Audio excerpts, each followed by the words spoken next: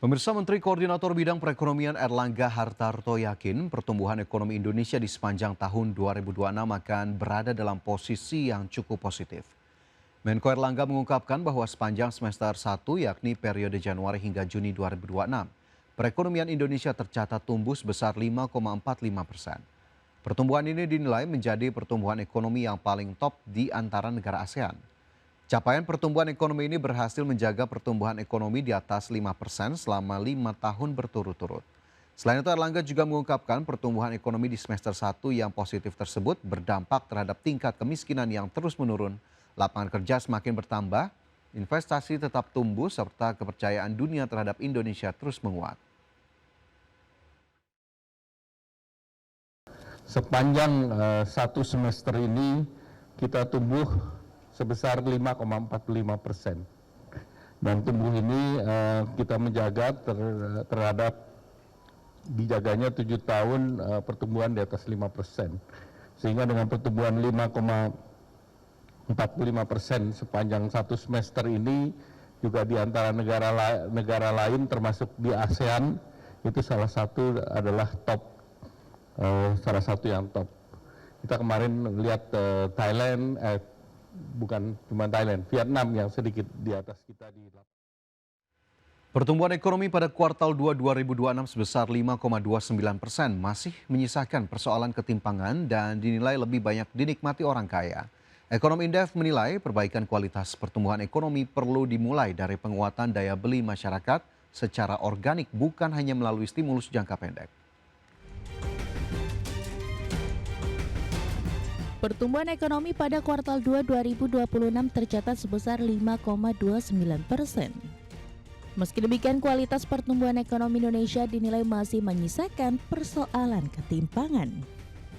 Menurut Direktur Big Data Indef Eko Listianto, saat ini manfaat pertumbuhan dinilai lebih banyak dinikmati kelompok masyarakat berpendapatan atas. Hal tersebut tercermin dari meningkatnya rasio ketimpangan atau Gini rasio pada Maret 2026 yang meningkat dari 0,363 pada September 2026 menjadi 0,368 pada Maret 2026. Eko menilai kenaikan ketimpangan di tengah pertumbuhan ekonomi menjadi pekerjaan rumah bagi pemerintah. Sebab pertumbuhan yang lebih tinggi semestinya juga diikuti pemerataan manfaat bagi seluruh lapisan masyarakat. Eko menyebut perbaikan kualitas pertumbuhan ekonomi perlu dimulai dari penguatan daya beli masyarakat secara organik, bukan hanya melalui stimulus jangka pendek. Salah satu caranya dengan menciptakan lebih banyak lapangan kerja formal. Kalau kita lihat juga manfaat dari pertumbuhan ekonomi, kalau kita lihat dari Gini rasionya, itu juga semakin mengarah ke masyarakat lapisan atas ya. Kita lihat terdapat ini ya, Gini rasio yang secara rata-rata itu sedikit meningkat ya, 0,363 menjadi 0,368 ya.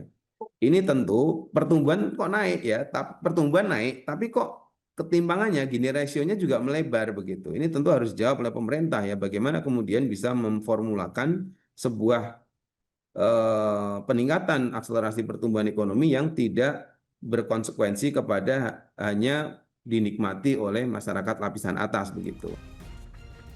Berdasarkan data Badan Pusat Statistik, Gini rasio nasional naik 0,363 pada September 2025 menjadi 0,368 pada Maret 2026. Di wilayah perkotaan Gini rasio meningkat dari 0,383 menjadi 0,387, sedangkan di pedesaan naik tipis dari 0,295 menjadi 0,296. Jakarta, Tim Liputan IDX Channel.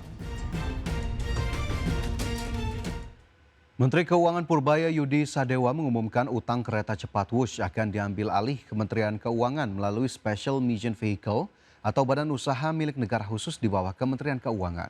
Purbaya menjelaskan dengan skema tersebut nantinya tidak langsung membebani anggaran pendapatan dan belanja negara, meski infrastrukturnya telah dikelola oleh pemerintah. Menteri Keuangan Purbaya Yudi Sadewa memastikan proses restrukturisasi utang kereta cepat Jakarta-Bandung atau WUSH akan dipercepat dengan mengalihkan pengelolaannya dari Danantara ke Kementerian Keuangan. Menurut Purbaya, proses pengalihan tersebut ditargetkan rampung pada pertengahan September 2026. Purbaya menegaskan pengalihan pengelolaan utang Wush tidak akan membebani anggaran pendapatan dan belanja negara, sebab nantinya aset dan pengelolaan PT Kereta Cepat Indonesia China atau KCIC akan ditangani melalui salah satu Special Mission Vehicle milik Kemenkyu seperti PT Sarana Multi Infrastruktur. Dialihkan Kemenkyu dikelola saya semuanya KCIC itu, tapi nanti akan kita pakai salah satu tangan BUMN SMV fiskal kita untuk mengelola itu. Kita kan punya banyak juga, ada SMB, ada ini, ada lain-lain. Jadi nggak langsung jadi tanggung jawab APBN. Jadi walaupun oleh pemerintah tidak akan membebani APBN. Kepemilikannya KCIC nanti di mana Pak? Saya. Oh, berarti bukan di bawah KAI lagi? Bukan. Pak, berarti nanti akan ada suntikan dana ke KCIC? Atau suntikan dananya melalui SMV, terus baru SMV ke KCIC? Enggak, SMV kan punya untung juga, sebagian biarkan ke situ untungan. Kira-kira begitu gambaran kasar.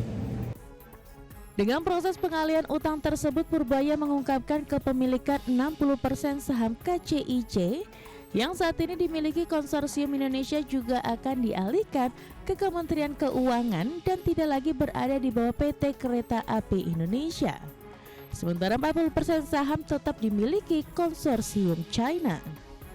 Dari Jakarta, Raharjo Patno, IDX Channel. Proyek kereta cepat Wush masih menjadi beban besar bagi PT Kereta Api Indonesia. Meski pendapatan dan laba usaha tumbuh pada semester 1 2026, laba bersih KAI justru merosot 73,4% akibat membengkaknya rugi dari entitas asosiasi yang terkait dengan investasi di proyek Wush. Berdasarkan laporan keuangan KAI Group semester 1 2026 unaudit, perusahaan membukukan laba tahun berjalan sebesar 314,03 miliar, turun tajam dari 1,18 triliun pada periode yang sama tahun lalu. Penurunan laba terutama dipicu lonjakan bagian rugi bersih entitas asosiasi dan ventura bersama yang mencapai 2,99 triliun pada semester 1 2026. Nilai tersebut melonjak lebih dari 3 kali lipat dibandingkan semester 1 2025 yang sebesar 948,19 miliar rupiah. Salah satu penyumbang terbesar berasal dari PT Pilar Sinergi BUMN Indonesia atau PSBI, Konsorsium BUMN pemegang saham PT Kereta Cepat Indonesia China atau KCIC, operator kereta cepat Wush. Kondisi ini menunjukkan investasi pada proyek tersebut masih menjadi tekanan utama terhadap kinerja konsolidasian KAI.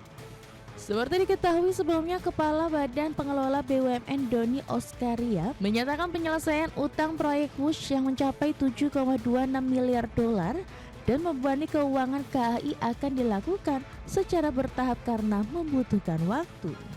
Berbagi sumber, IDX Channel.